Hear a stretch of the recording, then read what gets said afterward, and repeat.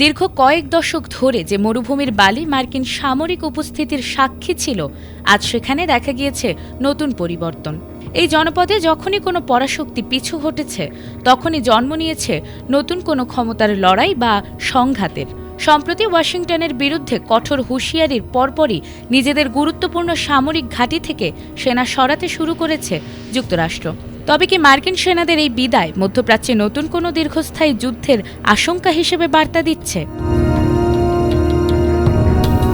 মধ্যপ্রাচ্যে থাকা একাধিক গুরুত্বপূর্ণ সামরিক ঘাঁটি থেকে সেনা ও কর্মী সরিয়ে নিচ্ছে যুক্তরাষ্ট্র। দেশটির এক কর্মকর্তা নাম প্রকাশ না করার শর্তে বার্তা সংস্থা রয়টার্সকে তথ্য নিশ্চিত করেছেন। এর আগে ইরানের এক কর্মকর্তা রয়টার্সকে জানিয়েছে, যুক্তরাষ্ট্র যদি ইরানের উপর হামলা চালায়, তাহলে মধ্যপ্রাচ্যে অবস্থিত মার্কিন সামরিক ঘাঁটিগুলো লক্ষ্য করে পাল্টা হামলা চালানো হবে। সেই হুমকির পরে সতর্কতামূলক পদক্ষেপ হিসেবে সেনা সরানোর সিদ্ধান্ত নিয়েছে ওয়াশিংটন। প্রথম ধাপে কাতারের দোহায় অবস্থিত যুক্তরাষ্ট্রের সবচেয়ে বড় সামরিক ঘাঁটি আল উদেইদ থেকে কিছু সেনাকে বুধবার সন্ধ্যার মধ্যে সরে যাওয়ার নির্দেশ দেওয়া হয়েছিল। পরবর্তীতে কূটনৈতিক সূত্রে জানা গেছে, শুধু আল উদেইদ নয়, বরং মধ্যপ্রাচ্যের অন্যান্য ঘাঁটি থেকেও ধীরে ধীরে সেনা সরানো হচ্ছে।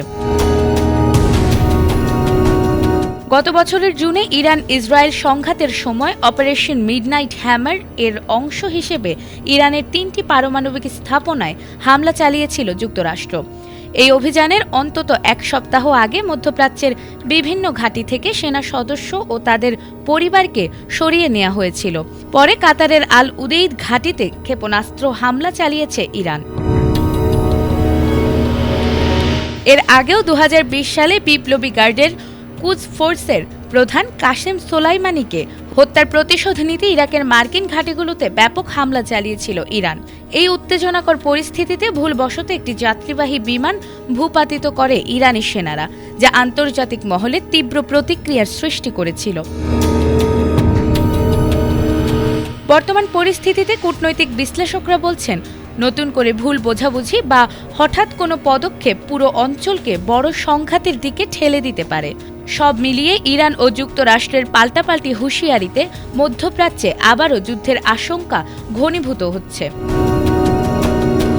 নাজমুন নাহার জান্নাত, এটিএন বাংলা।